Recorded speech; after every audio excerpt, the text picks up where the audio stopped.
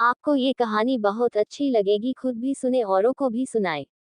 सच्चाई। इस कॉलेज में बहुत वैकेंसी थी, बहुत लोग इंटरव्यू देने के लिए आए थे, लेकिन सिर्फ 2 लोग को ही सेलेक्ट किया गया। एक लड़की भी आई थी, वो भी सेलेक्ट हो गई, वह अविवाहित है। ये बात सारे स्टाफ को पता चल गई। मुझे तो इंटरव्यू देने के बाद पता चला, सिर्फ हम दोनों ही सेलेक्ट हुए हैं। हम दोनों को कॉलेज में साथ साथ काम भी करना था। मेरे पास तो सिर्फ डिग्री ही थी, उसके पास तो मास्टर डिग्री भी है। कॉलेज के कमेटी के लोग ने हम लोग का इंटरव्यू लिया और जब कमरे के अंदर पहुंचे तो वहां पर नीता जी बैठी थी। उन्होंने हमारा फॉर्म भरे और डिग्रियां भी देखी। फिर मुझसे कहा, आप शादीशुदा हैं? जी। फिर उन्होंने मेरे पास खड़ी उस अति सुंदर व गोरी लड़की से पूछा, क्या आपके पास मास्टर डिग्री है? उसने कहा, जी, लेकिन उसके जी कहने में मेरे जैसी दीनता नहीं थी। आप अविवाहित हैं? जी, उसने बेझिझक कहा। पूछ सकती हूँ क्यों? व्यक्तिगत मैटर, उसने जवाब देना उचित नहीं समझा। ओके। जो कॉलेज की मालकिन भी है और अध्यक्ष व प्राचार्य भी है, वो बोली कि आज से लाइब्रेरियन की पोस्ट आप संभालेंगी और सागर आप सहायक लाइब्रेरियन। और हाँ, अटेंडेंट की पोस्ट इस वर्ष नहीं है, आप दोनों को ही सब कुछ संभालना है। जी। हम दोनों के मुंह से एक साथ निकला। इस कॉलेज में मेरा वेतन 15,000 मासिक था और मेरी सीनियर शीतल का 20,000। अब मेरे लिए शीतल जी थी क्योंकि वे मुझसे बड़ी पोस्ट पर थी। शीतल के बाहर जाते ही मैं भी बाहर निकलने ही वाला था कि प्राचार्य महोदया ने मुझे रोकते हुए कहा, सागर, इस लाइब्रेरी का काम ज्यादा नहीं रहता है, आप संभाले ना। ठीक है मैम, हम लोग संभाल लेंगे। उनके जाने के बाद हम सोचने लगे शीतल के बारे में। मुझे उनके अविवाहित होने से हमको बहुत हमदर्दी है, दुख भी है। वो इतनी सुंदर है फिर भी, लेकिन उनके चेहरे पर कोई दुख नहीं था। वे खूब खुश रहती, हरदम हंसी मजाक करती रहती। पहले तो उन्होंने मुझसे अपने नाम के आगे जी लगवाना बंद करवाया। आपकी उम्र 30 वर्ष है और मेरी 29, 1 साल छोटी हूँ आपसे। ये जी लगाना बंद करिए, केवल शीतल कहा करिए। लेकिन आप सीनियर हैं, ये कौन सी फौज या पुलिस की नौकरी है, इतने अनुशासन की जरूरत नहीं है। हम साथ काम करते हैं, दोस्तों की तरह बात करें तो ज्यादा सहज रहेगा मेरे लिए। मैं उनकी बात से सहमत था। इन 8 महीनों में हम एक दूसरे से बहुत घुल मिल गए थे। विद्यालय के काम में एक दूसरे की मदद कर दिया करते थे, अपनी हर बात एक दूसरे को बता दिया करते थे। उन्होंने अपने जीवन को लेकर, परिवार को लेकर कभी कोई शिकायत नहीं की और न ही मुझसे कभी मेरे परिवार के बारे में पूछा। वे सिर्फ इतना पूछती, और घर में सब ठीक है। उनके हंसी मजाक से मुझे कई बार लगता कि वे अपने अंदर के दर्द को छिपाने के लिए दिखावे की हंसी हंसती हैं। लेकिन मुझे कुछ समय बाद भी ऐसा नजर नहीं आया उनमें कोई दर्द, तकलीफ, परेशानी नहीं, और मैं हद से ज्यादा जानने को उत्सुक था कि उनको बॉयफ्रेंड ने छोड़ा क्यों दिया। हम लंच साथ करते, चाय साथ पीते, इधर उधर की बातें भी दोस्तों की तरह मिलकर करते। कॉलेज के काम से भी कई बार साथ बाहर जाना होता। आपसे एक बात पूछूं शीतल? एक दोपहर लंच के समय मैंने कहा, मेरे छोड़ने के बारे में। उन्होंने सहज भाव से कहा, फिर हंसते हुए बोली, एक पुरुष को स्त्री के बारे में जानने की उत्सुकता रहती ही है, पूछिए। आप इतनी सुंदर हैं, सिर से लेकर पैरों तक आप में कोई कमी नहीं, व्यवहारिक भी हैं, पढ़ी लिखी भी हैं, फिर आपको वो लड़का कैसे छोड़ दिया? उन्होंने सहज भाव से कहा, सुंदरता का इससे कोई तालमेल नहीं होता, और दूसरी बात ये कि लड़के ने हमको नहीं, मैंने छोड़ दिया है। अब मैं विस्मय में था। आपने? क्या आपके दोस्त शराबी, जुआरी टाइप व्यक्ति हैं? है नहीं थे, अब वे मेरे दोस्त नहीं हैं। नहीं, वे शराबी, कबाबी, जुआरी टाइप नहीं थे। तो किसी दूसरी औरत से? मेरी बात बीच ही में काटते हुए उन्होंने कहा, नहीं।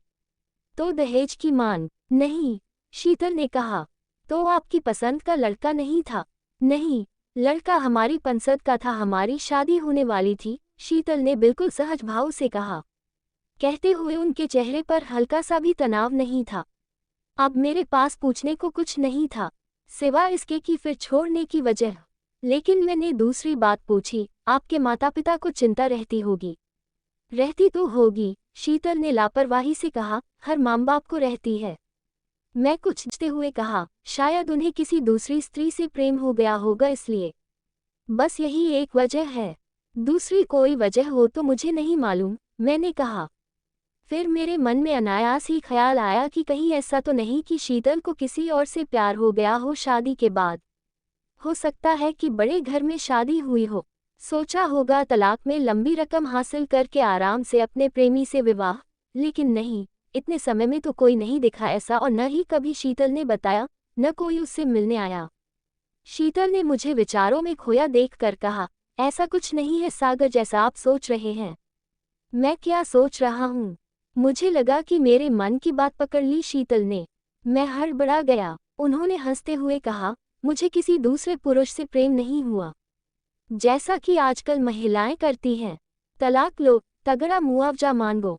भूतपूर्व मेरा पति जो बनने वाला सरकारी अस्पताल में लोअर डिवीजन क्लर्क था से मतलब वह जिंदा है, लेकिन मेरा पति नहीं है। मैं समझ नहीं पा रहा था कि फिर छोड़ने की क्या वजह हो सकती थी। समाज छोड़ी हुई स्त्री के बारे में क्या सोचता है? मैंने पूछा। कौन सा समाज? मुझे क्या लेना देना समाज से? समाज का काम है बातें बनाना।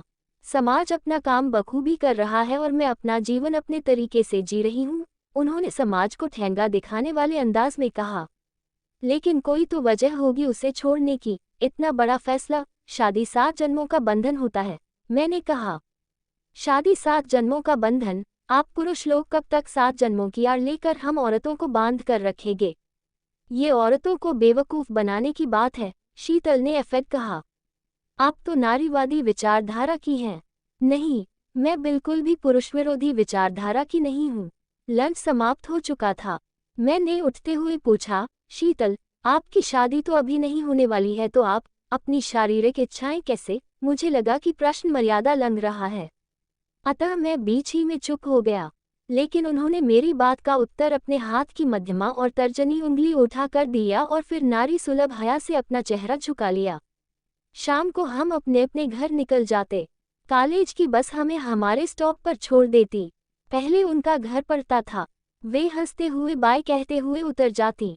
उन्होंने मुझसे कभी अपने घर आने को नहीं कहा। मुझे जाना भी नहीं चाहिए।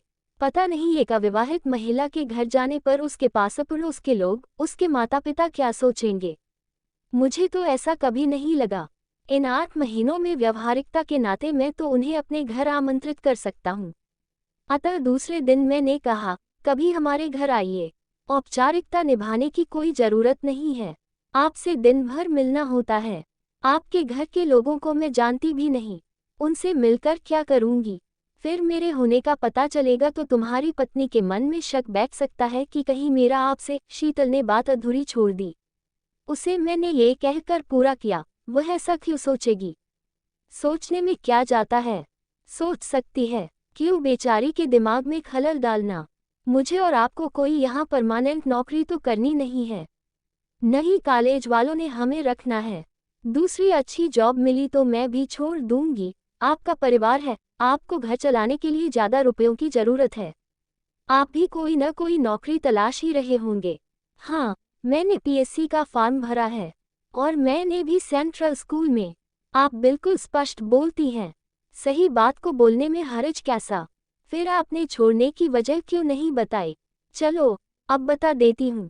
मैं और विवेक एक दूसरे से प्यार करते थे, बल्कि वह मेरा ज़्यादा दीवाना था। हम लोग घर से भाग गए थे। दोनों के घर वालों ने अपनाने से इनकार कर दिया। समाज अलग-अलग था दोनों का, लेकिन विवेक के पास सरकारी नौकरी थी, तो कोई दिक्कत नहीं हुई। व्यक्ति आर्थिक रूप से सक्षम हो तो बहुत सी समस्याओं का समाधान हो जाता है। पता नहीं मेरे होने वाले दीवाने को शादी वाली रात क्या सूझी कि उसने एक फालतू प्रश्न उठाया कि शीतल, अब हम नई जिंदगी शुरू करने वाले हैं। अच्छा होगा कि हम विवाह से पूर्व के संबंधों के बारे में एक दूसरे को सच बता दें। इससे संबंधों में प्रेम, विश्वास और ईमानदारी बढ़ेगी। उसने ये भी स्वीकारा कि जब मेरे साथ प्रेम में था तब भी उसके एक विवाहित स्त्री से संबंध थे। वह कई बार वेश्यागमन भी कर चुका है। उसके बताने में शर्म बिल्कुल नहीं थी, बल्कि गर्व ज्यादा था। फिर उसने कहा कि अब तुम बताओ। मैंने कुछ याद किया, फिर कहा, बहुत पहले की बात है। उस समय मेरी उम्र 16 साल रही होगी और मेरे साथ पढ़ने वाले लड़के की 16 या ज़्यादा से ज़्यादा 17। एक दिन मेरे घर में कोई नहीं था। वह आया तो था पढ़ाई के काम से, लेकिन उसे न जाने क्या सूझी कि उसने मुझे चूमना शुरू कर दिया। हम दोनों एक दूसरे को पसंद करते थे। मैं मना नहीं कर पाए। तापमान इतना बढ़ चुका था शरीर का कि लौटना संभव नहीं था। मैं स्वयं आग में पिघलना चाहती थी। मैं पिघली और शरीर का सारा भार फूल सा हल्का हो गया। विवेक के चेहरे का रंग ही बदल गया। उसके चेहरे पर अनेक भाव आ जा रहे थे, जिनमें कठोरता, धिक्कार और भी न जाने क्या क्या था। उसने कहा कि इससे अच्छा था कि तुम मुझे नहीं बताती। मैंने एक ऐसी लड़की से प्यार किया जिसका कौमार्य पहले ही भंग हो चुका है, वो भी उसकी इच्छा से। जिस लड़की के पीछे मैंने सब कुछ छोड़ा, घर, परिवार, जाति, समाज, वही चरित्रहीन निकली। मैंने गुस्से में कहा कि यह तुम क्या कह रहे हो? जब तुम ये सब करते चरित्रहीन नहीं हुए तो मैं कैसे हो गई? मैंने भी तुम्हारे लिए अपना सब कुछ छोड़ा है। फिर तुमने ही अतीत के बारे में पूछा, वह अतीत जिससे तुम्हारा कोई वास्ता नहीं। उस समय तो मैं तुम्हें जानती तक नहीं थी। तुमने तो उस समय भी चरित्रहीनता दिखाई जब तुम मेरे प्रेम में डूबे हुए थे। मेरी बात सुनकर वह बोला कि मेरी बात और है। मैं पुरुष हूँ। मैंने कहा कि तुम करो तो पुरुषत्व और मैं करूँ तो चरित्रहीनता। मेरा शरीर है, मेरी मर्जी है, मेरी स्वीकारोक्ति थी। तुमने पूछा इसलिए मैंने बताया। इस पर उसका कहना था कि शादी से पहले बता देती। मैंने जवाब दिया कि तुम पूछते तो जरूर बताती। इसके बाद वह मुझसे खींचा खींचा सा रहने लगा। जब देखो उसका मुंह लटका रहता, उसका मुंह डोखड़ा रहता। कई दिन बीत गए। एक दिन मैंने उससे कहा कि इसमें इतना तनाव लेने की क्या जरूरत है, हम अलग हो जाते हैं, डिवोर्स ले लेते हैं। इस पर उसने कहा कि शादी के 1 महीने बाद ही तलाक, मजाक है क्या? लोग क्या सोचेंगे? मेरा जवाब था कि लोग गए भाड़ में। मैं ऐसे आदमी के साथ नहीं रहना चाहती जो अपने संबंध गर्व से बताए और पत्नी के बताने पर ऐसा जाहिर करे जैसे उसने कोई बहुत बड़ा गुनाह कर दिया हो। सच सुनने की हिम्मत नहीं थी तो पूछा क्यों? अपना सच बताया क्यों? वह अभिमान से बोला कि मैं तो पुरुष हूँ, लोग तुम्हें डिवोर्सी कहेंगे। मेरा कहना था कि मेरे बारे में इतना सोचने की जरूरत नहीं। लोग कहेंगे तो तुम्हारे बारे में भी, लेकिन मर्द होने के अहम में तुम्हें कोई फर्क नहीं पड़ेगा। मेरे बारे में उल्टा सीधा कहकर तुम लौट जाओगे अपने घर वापस। तुम्हारी धूमधाम से शादी हो जाएगी और मुझे लोग वही कहेंगे जो तुम कह रहे हो। कहते रहें। मैं दोगले खोखले व्यक्ति के साथ नहीं रहना चाहती। सारी जिंदगी घुटकर जीने से अच्छा है कि हम एक दूसरे से मुक्त होकर अपने जीवन को अपने अपने तरीके से जिएं। मेरे लिए संबंध टूटने का अर्थ जीवन खत्म होना नहीं है और मैं डिवोर्सी हो गई। मैं शीतल के सच को सुनकर एक ओर हैरान भी था तो दूसरी ओर उसके सच से प्रभावित भी। लेकिन फिर भी मैंने उससे कहा, शीतल, औरतों को कुछ बातें छिपाकर ही रखना चाहिए, उन्हें उजागर न करना ही बेहतर रहता है। उसने गुस्से से मेरी तरफ देखकर कहा, छिपाकर गुनाह रखा जाता है? मैंने कोई अपराध नहीं किया था। जब उसने नहीं छिपाया तो मैं क्यों छिपाती? क्योंकि मैं औरत हूँ। मैं ऐसे पुरुषों को पसंद नहीं करती जो स्त्री के लिए अलग और अपने लिए अलग मानदंड तय करें। मेरे शरीर का एक अंग मेरा सर्वांग नहीं है। मेरे पास अपना स्वाभिमान है, शिक्षा है, मेरा अपना वजूद है। अपनी स्वेच्छा से अपने शरीर को अपनी पसंद के व्यक्ति को एक बार सौंपने का अर्थ यदि पुरुष की नज़र में चरित्रहीनता है तो हम क्या वेश्याओं से गे गुजरे हो गए? और वे पुरुष क्या हुए जो अपने रिश्ते की महिलाओं से लेकर वेश्याओं तक से संबंध बनाए हैं? वे मर्द हो गए। नहीं चाहिए मुझे ऐसा पाखंडी पति। शीतल की बात ठीक ही थी। हम दोनों के संबंध नौकरी करते तक मधुर रहे। वह सच्ची थी। सच कहने का हौसला था उसमें। कोई भी आवेदन करते समय आवेदन के कॉलम में क्यों पूछा जाता है विवाहित, अविवाहित, तलाकशुदा, विधवा?